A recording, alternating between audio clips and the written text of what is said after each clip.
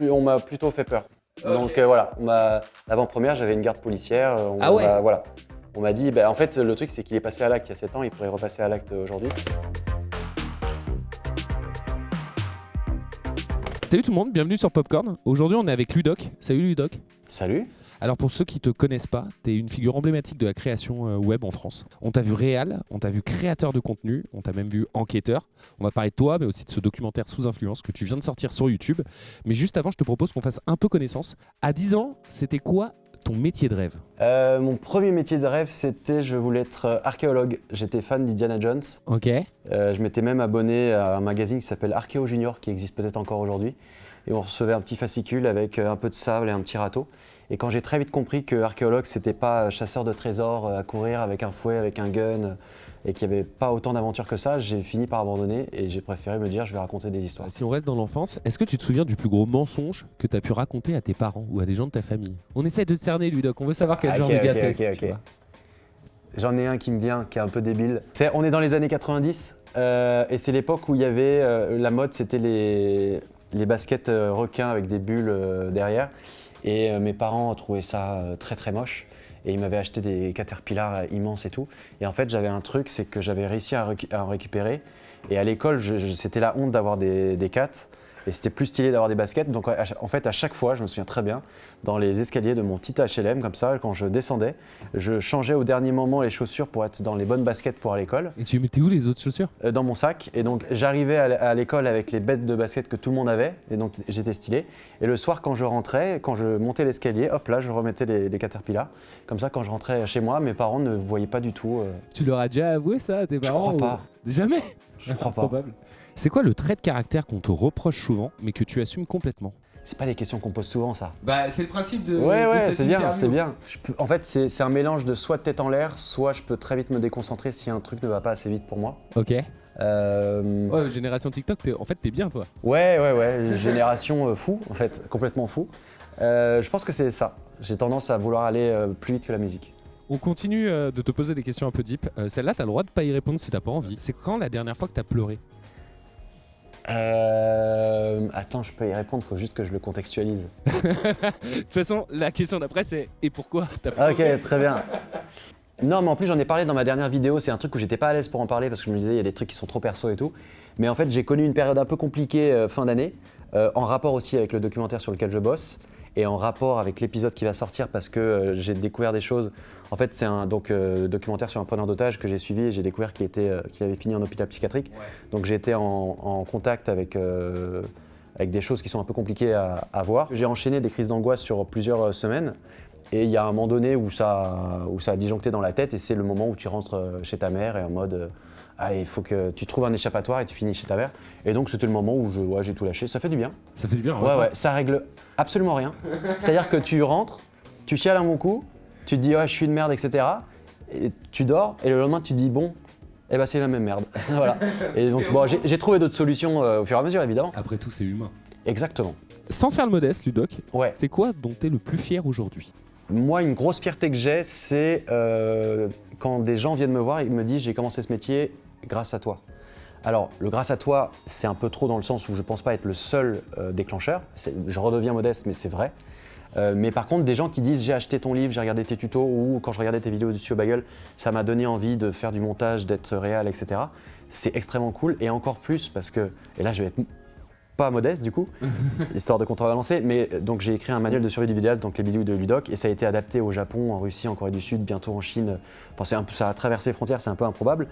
Et de voir des commentaires sur Amazon ou d'être tagué en story d'un unboxing japonais ou des trucs comme ça, et de se dire qu'il peut y avoir un petit japonais, un petit coréen, un petit, je sais pas, quelqu'un dans le monde qui potentiellement se lance grâce à mes petits conseils, mes petites bidouilles, ça me rend un peu fier. Je me dis, c'est un peu cool quand même. Je te propose qu'on retourne un peu en arrière, en 2012-2013, avec le projet Studio Bagel. Ouais. Comment t'es rentré dans ce projet? C'est une autre fierté ça, Studio Bagel.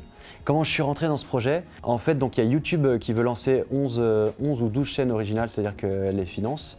Et ils approchent plusieurs boîtes de prod, dont la mienne qui est donc IDZ Prod, que certains connaissent parce que c'est aussi la boîte qui a produit Kaizen récemment. Et comme en fait on avait cette envie aussi nous de faire un collectif, c'est-à-dire qu'on commençait à faire déjà des vidéos. Moi j'avais ma tête sur, alors à l'époque ça s'appelait La Ferme Jérôme, mais donc sur la chaîne YouTube de Jérôme Niel, je faisais des apparitions ou des réals pour 10 minutes à perdre aussi. Enfin on était un peu. T'as quel âge à ce moment-là pour que les gens Ah puissent. putain, bonne question. Attends, donc c'était 2012-2013, c'est il y a à peu près 2012, 13 ans. 2013, 24. J'ai 24 ans. 24 ans. Ouais, j'en ai 37 aujourd'hui, ça fait 24. Donc j'ai 24 ans et donc à cette époque-là, on a envie de faire un collectif. On commence à et surtout d'être un peu plus ambitieux, d'avoir un peu plus de moyens.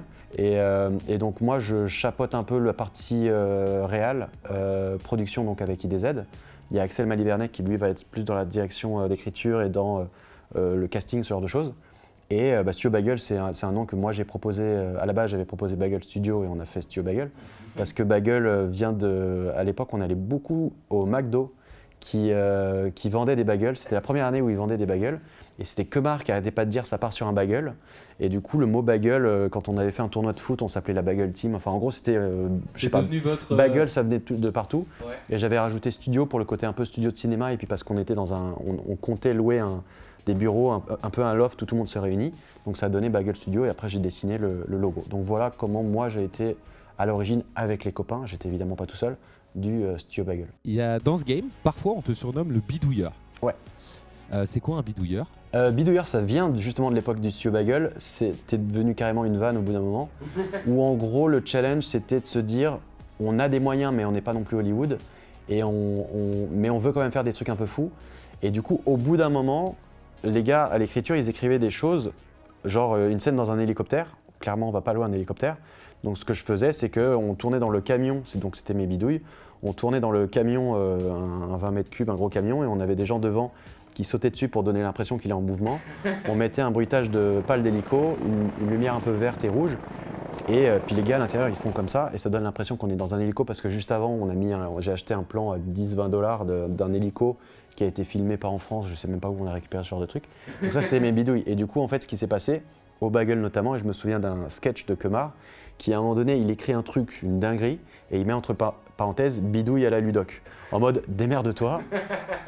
Et à chaque fois, on s'en sortait plus ou moins. Je sais pas si c'est vrai, mais il paraît que tu as signé aussi des clips pour des artistes internationaux. Ouais. Akon, Snoop Dogg, j'ai trouvé ça, mais je sais pas. Ouais. Attends, il faut on va contextualiser parce que Oui. on a l'impression que c'est Snoop qui prend son téléphone et qui m'appelle en direct. J'aimerais que ça soit ça. Non, c'était sur Windows Messenger. Non, rien à voir. C'était. Alors, je te la fais bien pour Snoop Dogg parce que c'est quand même improbable. On m'appelle et on me dit voilà, est-ce que tu veux faire un clip pour Snoop Dogg? Je fais oui. Ok. C'est pour l'album de Jean Rock. Alors, Jean Rock, pour ceux qui ne connaissent pas, c'est un gars qui était propriétaire de boîte de nuit qui s'appelait le VIP Room et qui organisait des soirées de ouf à Paris, à Saint-Tropez, etc. Mais Jean Rock, il s'est dit un jour, et il a raison, s'il a des sous et qu'il a la possibilité, il s'est dit je vais faire un album avec tous les gens que j'invite au VIP Room. Donc je dis ok, donc déjà première étape. Donc je dis bon bah d'accord, toujours ok, ça tourne à Saint-Tropez. Et c'est pour une émission de télé-réalité qui s'appelle Les Anges Gardiens. Donc là, tu passes de Snoop Dogg à je vais me retrouver sur Énergie 12 concrètement.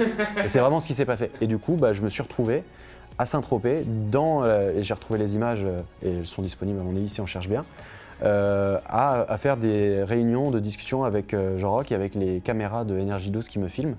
Donc ouais, je me suis retrouvé sur ce truc. Et les autres noms, Akon, j'ai eu Sophie Lexbector et tout, en fait c'était l'époque où il y avait beaucoup de DJ français qui commençaient à collaborer avec des artistes américains, Ok. comme David Guetta, Bob Sinclair, etc. Et du coup, je me suis retrouvé à bosser pour des grosses stars américaines, mais via les DJ français.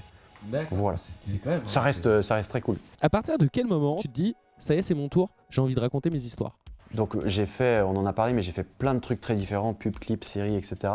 Mais c'est souvent des projets qui ne sont pas à mon initiative. C'est souvent une marque qui vient de voir pour une pub, un artiste pour un clip, une plateforme pour une série. Donc il y a un moment donné où je me suis dit, c'est cool de raconter les histoires des autres, mais j'ai envie de raconter mes histoires à moi. Et surtout, je vois plein de copains qui le font sur la chaîne YouTube, qui ont une liberté folle. Et moi, j'aimerais bien avoir ça aussi. Ouais, parce que quand tu bosses avec les marques, t'as pas tout le temps cette liberté. Non, t'as pas. Voilà, c'est ce qu'on appelle le final cut, c'est la décision finale du montage. Évidemment, si quelqu'un vient te voir, c'est parce qu'il aime bien ta façon de réaliser, mais il y aura toujours un moment à la fin où il va dire la musique, je préfère qu'on la change, finalement, ce plan. Le truc qui sort à la fin, si t'es pas à l'initiative, il sera pas à 100% exactement comme tu le veux.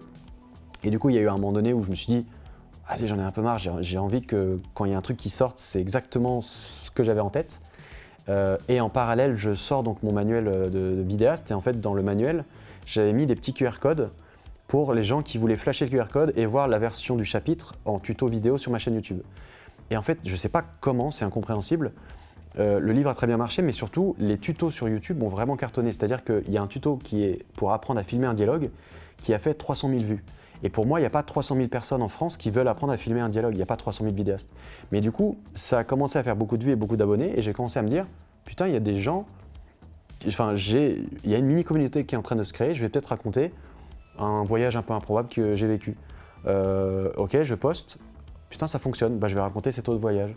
Ah bah je vais raconter cette histoire où j'ai traqué un pédocriminel. Ah bah je vais raconter. Et en fait, petit à petit, ça prend. Et petit à petit, je me dis, bah c'est cool, il y a des gens qui sont là pour mes histoires. Et j'ai plus besoin d'attendre qu'on m'en propose, je peux raconter les miennes. Bah, on va parler de ton dernier doc justement, Ouais. Sous influence. Pour ceux qui ne seraient pas encore montés dans le train, comment tu pitches ce doc? En fait, le 12 juin 2018, il y a eu une prise d'otage dans une agence de youtubeurs que tout le monde connaît, mais dont personne n'a entendu parler. Et en fait, ce qui s'est passé ce 12 juin, c'est qu'il y a un gars qui est arrivé, qui est habillé en faux livreur, et qui comptait rentrer et tomber sur un créateur. À l'époque, c'était l'agence de Cyprien, de Natou, de Norman, de Squeezie. C'était Mixicom, exactement. Et c'était la plus grosse agence de l'époque. Il y avait Le Rire Jaune, il y avait John Rachid. Enfin, voilà, les plus gros youtubeurs, ils étaient dans cette agence. Et il y avait leur studio de tournage. Il y avait le studio de tournage de Cyprien Gaming, il y avait le studio de Norman, de Cyprien, le décor du Show Jaune, il y avait tous ces décors-là. Ouais. Donc ces créateurs, ils tournaient assez souvent. Et du coup, il y a un gars qui est rentré dedans et son objectif, c'était de tomber sur un de ses créateurs, l'asperger d'essence. Il est rentré avec un bidon d'essence et l'obliger à poster des vidéos sur une de leurs chaînes, des vidéos qu'il avait enregistrées sur sa clé USB, qui étaient des théories complotistes, des vidéos complètement improbables. J'en parle plus en détail dans le documentaire. Ouais. Voilà le point de départ et c'est un peu parti en couille. Et il y a eu la BRI intervenue, il y a plein de choses qui ont intervenu, il y a des choses qui ont été cachées, il y a des... Enfin voilà, il y a beaucoup de choses à dire là-dessus. Et dans ton doc, tu nous racontes un peu cette histoire. Alors, ce qui est ultra impressionnant, je trouve, c'est toute la reconstitution de ce documentaire. Ouais. Alors, il y a des bruits de couloir qui disent que tu as loué des studios pour tout reconstituer et tout. Ouais. C'est vrai? Ouais, parce que je suis fou. Non, en fait, c'est plus que... En fait, dès le début, quand j'ai lancé, je visualisais... En fait, quand tu fais des reconstitutions, le mot est très difficile, reconstitution de documentaires, la difficulté, c'est que tu ne peux pas filmer les visages, parce que évidemment, les comédiens, les figurants, c'est pas les vrais. Ouais, c'est des gens qui ressemblent un peu de dos, mais c'est pas les vrais. Donc moi, il faut trouver des cadres, et voilà, là je fais le réal, il faut trouver des cadres où on comprend ce qui se passe, la mise en scène, la situation, mais sans voir les visages. Et moi, un truc que j'aime beaucoup faire, c'est ce qu'on appelle les top shots, c'est quand on est très très haut et ça nous permet vraiment de localiser, on voit que le haut du crâne, donc on peut croire que... Et comme je voulais vraiment être dans le détail précis, parce que j'ai pu parler avec absolument tous les gens qui étaient présents dedans, et surtout moi c'est une agence où j'étais déjà allé, j'avais déjà tourné dedans, que je connaissais, voilà. Bah, j'ai loué un studio et on a recréé vraiment au centimètre près, à partir de photos de l'époque, aux dimensions exactes, le décor pour pouvoir, parce que la prise d'otage a eu lieu dans l'agence, mais il y a surtout un bureau en particulier où tout s'est déroulé. Et donc j'ai tout recréé, c'était carrément plus simple. Et ça t'a pas fait trop chelou de te retrouver dans un espace qui a été vrai? Alors, moi j'y ai pas passé assez de temps pour être honnête, pour que ça me fasse bizarre. Okay. Mais par contre, les copains, certains apparaissent qui étaient otages, ou d'autres copains qui ont vu le documentaire, qui eux, ils passaient vraiment leur journée, ils m'ont dit ah ouais c'est très bizarre parce que c'est vraiment, en fait, on a vraiment pris au détail. Et à un moment donné, il y a un jeu de fléchettes, on a retrouvé le même, il y a une petite statue, on a retrouvé la même, donc vraiment, ils disaient c'est fou, on a l'impression que tu as tourné dans le vrai. C'est ouf, c'est ouf. Et j'imagine que ça coûte cher, tu peux en parler ou t'as... Ça coûte très cher. Ça coûte très cher. J'ai pas de budget. De toute façon, je donne une fourchette en ce moment parce que comme le documentaire n'est pas complètement terminé et surtout que j'ai pas encore fait totalement les comptes, tu peux dire qu'on est entre 300 et 400, mais plus proche des 300. Okay, mais là, je compte absolument tout, c'est-à-dire qu'il y a quand même 1 an d'investigation. Je me suis déplacé pour aller voir des hôpitaux, j'ai travaillé avec un journaliste. Là, on parle pas que il y a peut-être 5-6 jours de reconstitution, mais après, tu as tous les à côté. Il faut payer les archives aussi parce qu'il y a des extraits télé, tout coûte trop cher. Mais puis je voulais faire le truc vraiment bien. Mais puis il y a du graphisme, il y a de la 3D, etc. Enfin voilà. De toute façon, ceux qui ont vu le doc savent très bien où est parti l'argent, entre guillemets, donc il n'y a pas de... Malheureusement, pas assez dans mes poches, mais beaucoup dans le docu. Justement, tu m'as fait une transition parfaite. L'une des questions qu'on avait, c'est il y a énormément d'images de caméras de surveillance, d'images d'archives aussi des médias, etc. Tu nous racontes un peu comment, parce que c'est impressionnant de voir toutes ces images qui datent Ouais. de les voir, enfin de voir que c'est parfait, quoi, que Alors- on arrive à raconter la bonne histoire. Alors, ce qui est important, je le précise dans le texte au début, les images de surveillance, elles ont été reconstituées. Donc, les images en noir et blanc qu'on voit, ça, c'est des reconstitutions. Par contre, toutes les photos, les vidéos, l'audio du négociateur, par exemple, c'est une voisine de l'immeuble. En fait, moi, comme c'est un endroit que je connaissais, j'ai sympathisé, j'ai trouvé les contacts. Je connaissais quelqu'un qui habitait au 5e étage, je connaissais quelqu'un qui habitait au 1er. Et du coup, j'ai parlé. Et comme c'est un vrai petit événement, ce qui s'est passé pour eux, bah, tu parles avec quelqu'un qui dit « Ouais, j'ai filmé, j'étais là ce jour-là, donc j'ai des photos. » Mais tu devrais parler à la personne qui habite au 2e étage, elle a carrément enregistré. Et donc j'appelle la personne, il dit « Ouais, j'ai encore l'audio, donc je récupère l'audio. » Ensuite, j'ai sympathisé avec les gars qui ont les boutiques qui donnent sur la cour, avec les voisins qui étaient dans la rue et qui ont pris en photo les positions de la BRI et tout. Donc en fait, j'ai passé des mois à appeler, à trouver des noms, à sympathiser avec des gens, donc ça a été très long. Et j'ai aussi pu récupérer du côté des sapeurs-pompiers les images, parce que les sapeurs-pompiers, souvent, sur certaines opérations, ils ont un caméraman avec eux qui filme pour ce qu'ils appellent un rétex, c'est un retour d'expérience. C'est-à-dire que ça leur permet, après coup, de regarder un peu les images, de voir ce qui a marché, ce qui n'a pas marché et tout. Et ils ont accepté, ils m'ont partagé une vidéo de 9 minutes où tu les vois se préparer, tu vois les images de l'assaut, tout ça. La BRI, eux, ils ne filment pas, ils n'ont pas de GoPro sur eux, donc il y a pas de, on va pas voir s'il y a des images, c'est reconstitué et c'est précisé de toute façon en intro et dans le générique. Mais tout le reste, les photos, parce qu'il y a quand même des photos de copains qui sont allés après quand tout a été explosé dans les bureaux, là tout est vrai, l'audio du négociateur est vrai, la préparation des flics, des sapeurs-pompiers devant, tout est authentique. En fait, j'ai vraiment retrouvé quasiment tous les gens qui étaient présents dans l'immeuble et dans l'immeuble en face, j'ai quasiment eu tous les contacts. Et ça a été galère, par exemple, au côté pompier, de demander les images d'archives de ça, ou pas du tout Non, bizarrement, c'est un truc, honnêtement, je fais l'interview avec donc, le commandant Franck Bonnier, et à un moment donné, il me parle comme ça, il me dit ouais, on a fait ça, mais de toute façon, on a une vidéo, je vous montrerai. Et je dis oh, attends, il y a une vidéo, intéressant.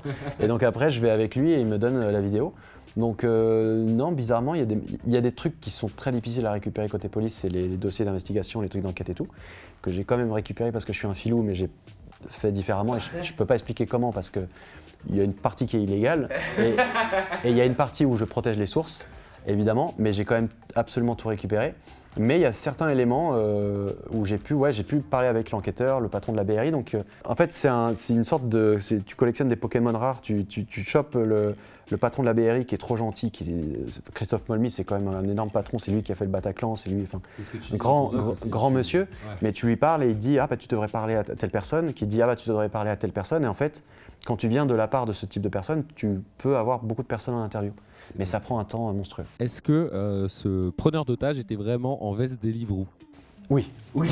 Ah ouais. Et d'ailleurs, tu sais que je me suis posé la question, je me la pose encore, mais je me demande si je vais pas me prendre une mise en demeure à un moment donné de Deliveroo qui vont attaquer. Après, c'est factuellement, tout le monde le dit en interview, le gars c'est marqué dans tous les journaux et tout, le gars est habillé. En fait, il s'est même, alors j'en parle dans l'épisode 3, c'est un mini spoil, mais c'est pas si grave, c'est qu'une semaine avant, il était venu aussi habillé en Deliveroo et il est arrivé, c'est une voisine qui m'a dit, en fait la voisine me dit, j'étais dans la cour et je vois un gars, un livreur un peu perdu, qui sait pas où il va, je suis venu le voir et il m'a dit, ouais, est-ce que c'est ici que travaillent les youtubeurs Cyprien, Norman et tout, et la voisine a dit oui, ils passent quelquefois, je sais pas s'ils sont là, en fait il avait fait des repérages avant. Et du coup, ouais, il s'est habillé en Deliveroo, parce que malheureusement, ça s'achète très facilement. D'ailleurs, pour mes reconstitutions, tu vas sur le Bon Coin, tu t'achètes un truc Deliveroo très facilement. Donc je suis pas en train de dire faites des prises d'otages en Deliveroo, mais je suis juste en train de dire que ouais, ce genre d'uniforme, malheureusement, ça se trouve très facilement. Ouais, c'est facile à trouver. Dans un des épisodes, il y a des images d'illustres, on voit des téléphones vibrer. Alors il y a Anne de Mixicom qui appelle. Ouais. Ça, c'est un vrai prénom, t'as mis le vrai prénom. Oui, bah, j'ai tenu Anne, je vais pas la citer, mais c'est quelqu'un de très important aussi pour moi et pour ce docu parce qu'elle était présente et puis c'était une des grandes patronnes quand même de là où on était. Ouais. Donc je tenais aussi à faire des petits clins d'œil pour les gens qui m'ont aidé mais qui ne souhaitaient pas forcément être à l'image parce que tout le monde n'est pas forcément à l'aise. Et parfois il y a des numéros de téléphone qui s'affichent entièrement. Ouais. Et alors ma question c'est, il se passe quoi si on les compose ? On peut les appeler, ils sont bloqués, c'est des numéros que j'ai achetés sur l'application on-off où tu peux acheter des numéros. Donc c'est des numéros qui m'appartiennent mais qui sont bloqués. Donc vous pouvez appeler, ça ne répondra pas. Tu vois le genre de questions qu'on se pose parfois. Aucun problème. En fait c'était trop bizarre de filmer un écran avec un truc flouté alors qu'on est en pleine reconstitution. Je voulais que les gens y croient et évidemment, je me suis posé la question à un moment donné, je me suis dit est-ce qu'il a enregistré genre preneur d'otage ou Nico négociateur dans son carnet. Bon, quand tu es en prise d'otage, t'as pas le temps d'enregistrer le gars avec qui tu parles. Donc je me suis dit c'est juste des numéros comme ça qui sortent. Et je me disais, pour être vraiment le plus en immersion possible, parce que c'était aussi le but de faire des reconstitutions, c'est d'être vraiment dedans et de ne pas sortir du truc en mode ouais, c'est bizarre, le numéro est flouté. Donc j'ai payer des vrais numéros. À l'année, c'est pas très cher. Enfin, ça vaut le coup pour. C'est pas si cher. Ouais, non, et puis au moins comme ça, quand tu nous expliques ce qui s'est passé dans ta tête et pourquoi tu as fait le choix d'afficher le numéro, c'est tout à fait logique. Dans le doc, il y a toute une partie où tu expliques que les méthodes des médias et des gens qui diffusent des vidéos sur les réseaux sociaux sont pas responsables. Ouais. C'est quand même, t'appuies pas mal dessus, moi j'ai trouvé. C'est quelque chose qui t'a touché, je crois. Ouais, moi, en fait, il y avait deux. Au début, quand j'ai voulu faire ce documentaire, il y avait deux choses. J'avais deux objectifs. C'était un, rétablir la vérité parce que tout et n'importe quoi ont été dit. Et deux, c'était retrouver la trace du gars parce que je comprenais pas comment aucun otage, personne ne savait où était ce gars-là. Je trouve ça flippant. Et du coup, sur le premier aspect, c'est qu'effectivement, donc moi, quand c'est arrivé, on était en tournage avec Cyprien Squeezie, on était à Los Angeles. Donc nous, on a subi ça à distance, à la fois au téléphone, avec les gens qui étaient sur place, et avec Anne en l'occurrence, et à la fois dans les médias. Et donc moi, j'avais les vraies infos, et notamment, on nous disait, enfin moi, Cyprien, tous les gens qui étaient là, on nous disait par exemple, il y a 2 otages, mais il ne faut surtout pas que vous dites, que l'info sorte, parce que sinon, c'est la merde, parce que le preneur d'otage, il savait qu'il avait un otage, mais il ne savait pas qu'il y en avait un deuxième. Et donc on lui disait, bah oui, évidemment, on ne va pas le dire. Boum, à la télé, tous les médias qui en parlaient et tout, et en fait, c'est un truc qui m'a complètement rendu fou. Mais il n'y a pas que ça, ils ont raconté plein de bêtises. En fait, quand tu commences à creuser, quand tu connais l'histoire, et quand j'ai commencé à creuser et que j'ai du coup regardé, parce qu'en gros, entre 17h et 20h, toutes les chaînes d'infos en continu étaient en direct là-dessus. Donc on parle de LCI, de BFM, de CNews. J'ai pas un responsable en particulier, je parle de tout le monde. Mais du coup, je me suis maté les flux les 3 heures de chaque chaîne. Et ils racontent absolument n'importe quoi. Ce sont des informations qu'ils récupèrent mais qu'ils ne vérifient pas et qu'ils balancent. À un moment donné, ils disent qu'il y avait donc Sabrina qui était enceinte à l'époque de 8 mois, qui est sortie au moment où le preneur d'otage rentre, elle a le réflexe de sortir. Donc elle n'a pas été mise en danger. Mais 1h30 après, toujours sur les chaînes télé, ils continuent de dire il y a une femme enceinte à l'intérieur qui s'est fait taper. Et il y a la mère de cette pauvre Sabrina, et cette pauvre mère aussi, qui est devant sa télé et qui ne peut pas appeler sa fille parce qu'en sortant très vite, elle a laissé son téléphone en charge. Et du coup, sa mère, pendant 1h30, elle a vécu un trauma qu'elle a encore aujourd'hui, de me dire il y a ma fille enceinte qui est en train de se faire tabasser par un gars. Et c'est un exemple parmi d'autres, et je ne vais pas tous les lister là, mais je me suis dit il y a une vraie irresponsabilité côté médias, côté journalisme, mais aussi côté réseaux sociaux et côté nous. Et c'est là où je me suis dit, autant du côté des médias, malheureusement, on ne peut pas faire grand-chose. En plus, c'est une partie particulière, c'est une partie un peu particulière des médias. C'est les médias d'information en continu, donc c'est. Ouais, honnêtement, malheureusement, même les grosses chaînes, ouais. Quand tu commences à creuser, quand tu connais vraiment tous les détails, il y a vraiment des trucs qui sont sortis ou même les gros médias n'ont pas vraiment tout sourcé. Donc c'était encore pire sur les chaînes en continu parce que c'est vraiment du direct qui ne vérifie pas.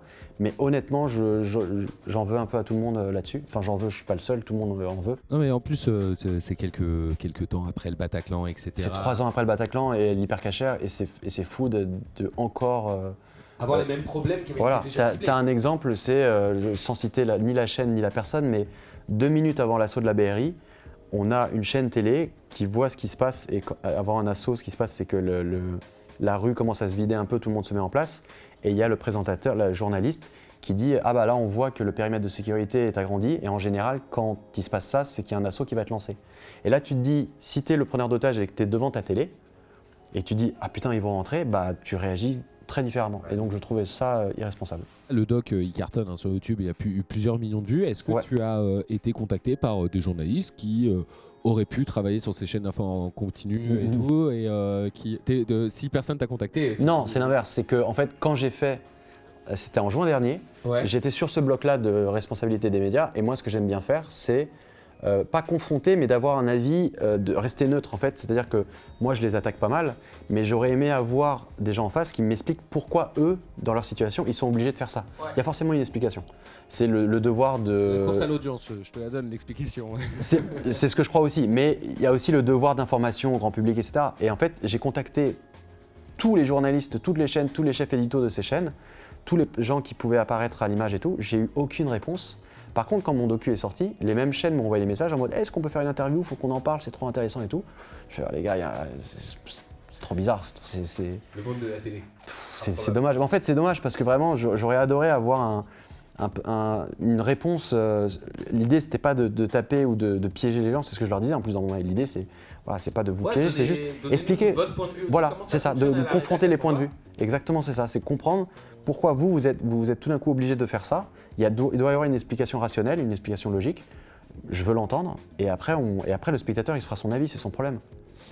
Pendant l'avant-première, tu as dit une phrase que j'ai notée et qui m'a beaucoup marqué. Tu as dit « La prison, c'est pas mal quand tu découvres les hôpitaux psychiatriques ». Ouais. Est-ce que tu peux m'en dire plus ? Alors, elle est un peu maladroite cette phrase. En fait, le fond de ma pensée, c'est ça. Mais pour le contextualiser un peu plus, en fait, alors, on parle plus de l'épisode 3. En gros, l'épisode 1 et l'épisode 2, c'est sur la prise d'otage, c'est comment le gars rentre, comment la BRI intervient. Et à la fin de l'épisode 2, j'explique, je dis, à partir de maintenant, on est en 2025. Et là, je lance l'enquête pour savoir tous les trucs qu'on n'a pas su après. Une fois qu'il a arrêté, en fait, après, on a perdu sa trace. Donc ça, c'est l'épisode 3. Et l'épisode 3, ce qui est trop intéressant, c'est que du coup, j'ai découvert qu'il a été en infirmerie psychiatrique, en hôpital psychiatrique. Donc, j'ai suivi son cheminement. Non pas, je ne m'intéresse pas à lui en particulier, d'ailleurs, je l'ai anonymisé. Sa vie à lui ne m'intéresse pas spécialement, c'est plus tout le cheminement, tout ce qui se passe après. Et notamment ce truc que je vois très souvent, où dans les médias ou sur Twitter, les réactions des gens. En gros, le gars a été considéré comme irresponsable pénal. Ça veut dire que sur le moment, son discernement, alors c'est des termes, il y a abolition de son discernement. Ça veut dire que sur le moment, au moment de l'acte, il était instable, il était fou. Donc, il ne peut pas être responsable d'un acte qu'il n'avait pas conscience. Et très souvent, on voit marqué irresponsable pénal, le gars va en hôpital psychiatrique. Et très souvent dans les commentaires, les gens disent il s'est fait passer pour un fou pour éviter d'aller en prison. Et moi, c'est aussi un des trucs auxquels je le croyais, en mode on fait un peu le débile, on fait le fou parce qu'un hôpital psy, c'est carrément plus cool. En vrai, pour être allé dans des hôpitaux psy, pour avoir rencontré des psychiatres, des médecins et tout, c'est vraiment très très différent, c'est contraignant. Dans une prison, les gars ils ont accès à des téléphones de manière plus ou moins légale, ils peuvent mettre des affiches, ils se font des petits frigos, ils se font un petit lit tranquille et tout. Un hôpital psychiatrique, t'as pas du tout accès à internet, t'as une chambre où tout est cloué au sol, tu peux rien faire tout seul, t'as des traitements qui sont obligatoires, c'est quand même très encadré. Et puis pour se faire passer pour un fou, parce que j'ai pu parler avec des psychiatres qui expliquent comment fonctionne l'examen, comment on définit si le gars est fou ou non, c'est beaucoup plus compliqué que ça. Donc ouais, c'est des trucs que moi j'ai découvert et je me suis dit j'ai envie de partager aussi parce que on a le grand public globalement, et moi le premier au début, on a une très mauvaise interprétation de ça. On se dit beaucoup de choses et si la série peut permettre de débloquer ce genre de croyances, j'aurais un peu réussi mon boulot. C'était la première fois que tu allais dans un hôpital psy, j'imagine que oui. Ouais. Quelles sont les premières choses qui t'a... C'est bizarre en fait. Tu rentres dans un truc qui est par moments très silencieux, avec des gens qui peuvent te regarder mais qui sont sous traitement, donc ils peuvent avoir le regard un peu vide, un peu à la Shutter Island mais sans aller dans le cliché. Mais il y a un peu de ça. Et puis il y a des moments où y en a qui peuvent avoir des crises et où ça pète des câbles et où il faut réagir vite. C'est assez particulier mais j'ai trouvé ça assez fascinant. Et je me suis dit, je n'ai pas souvent vu des reportages ou des documentaires qui parlent de ça comme ça. Il y en a sans doute beaucoup à la télé, mais comme moi, mon audience, les gens sur YouTube, les jeunes générations, même notre génération, on ne regarde plus trop la télé. Je me suis dit, si je peux amener un peu cette pédagogie et cette sensibilisation sur comment ça fonctionne sur YouTube, c'est cool. Mais du coup, ouais, non, c'est un peu... c'est bizarre, tu as l'impression d'être dans une prison parce que c'est vraiment... c'est sécurité, tu as des sas, etc. Mais il y a des barreaux et tout, mais c'est des patients, c'est pas des... C'est pas des prisonniers. C'est pas des prisonniers, c'est ça. C'est des patients qui sont détenus, mais qui sont malades. Et l'idée, c'est qu'ils sont dangereux pour la société, comme les gens qui sont en prison, mais on essaye de les guérir pour que quand ils sortent, ils ne soient plus dangereux. Là où je suis allé, c'est des hôpitaux qui s'appellent, pour être précis, c'est UMD, c'est Unité pour malades difficiles. Okay. Donc il y en a 10 en France, et c'est des hôpitaux qui sont super sécurisés. C'est en mode prison, quoi. Par contre, des hôpitaux psychiatriques ouverts ou pour quelqu'un qui n'est pas forcément criminel ou passé à l'acte et tout, ça, des gens qui font des crises, ça existe et ça, il y en a beaucoup plus. Ouais. Là, spécifiquement, ce genre d'endroit, il n'y en a que 10 en France. Ils sont très difficiles d'accès. J'ai réussi à rentrer dans un et à interroger les gens là-bas, à Rouen. Ils sont trop gentils parce qu'ils ont compris que en fait, j'ai parlé avec j'ai essayé d'avoir des contacts dans des UMD, mais ils ne préfèrent pas parler. Et ceux de Rouen ont compris qu'en fait, de rester cachés, de ne rien dire, ça fait que les gens surinterprètent ou imaginent ou fantasment des choses. Ils disent que c'est des gens sous contention, on leur met des électrochocs et ils pètent des câbles et tout. Ouais, les trucs qu'on voit dans les films, donc c'est l'imaginaire collectif. Voilà, il y a un peu de ça, mais ça n'est pas que ça, et il y a surtout plein de trucs. Et du coup, je suis tombé sur des gens qui ont eu la bonne idée de me répondre pour essayer de sensibiliser là-dessus. Il y a presque tous les épisodes qui sont sortis au moment où on se parle. Est-ce que tu as eu des nouvelles de Louis ou de d'autres maintenant que le documentaire est sorti? Ah bah, de toute façon, alors dans le documentaire, il y a 2 personnes qu'on ne voit pas à l'image, qui sont Louis et Tiffany, qui étaient otages à l'intérieur. Moi, je les ai appelés il y a 1 an, au début du documentaire, pour les avoir au téléphone, pour leur proposer de répondre à une interview. Ils n'étaient pas à l'aise parce que c'est un vrai trauma pour eux et c'est compréhensible, mais je les ai eus, ils m'ont expliqué et aussi ils voulaient que, quitte à ce qu'il y ait un truc qui sorte, que ce soit vrai. Donc j'ai eu des retours de pas mal de monde qui connaissait l'histoire et qui était content que le truc sorte parce que beaucoup de bêtises ont été dites. Ma seule inquiétude aujourd'hui, on va en parler. C'est Deliveroo. C'est Deliveroo, c'est ça. En fait, quand j'ai sorti mon documentaire sur le pédocriminel, j'ai eu beaucoup de voisins qui le connaissaient. J'ai eu malheureusement des victimes qui ne se sont pas manifestées à l'époque qui m'en ont parlé.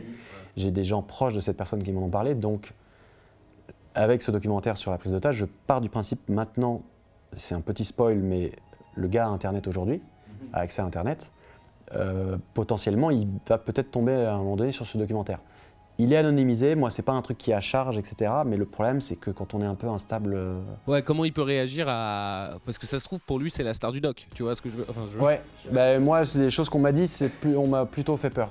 Okay. Donc voilà, l'avant-première j'avais une garde policière, on m'a dit, en fait le truc c'est qu'il est passé à l'acte il y a 7 ans, il pourrait repasser à l'acte aujourd'hui. J'en parle plus en détail dans l'épisode 3, parce que c'est pas aussi facile.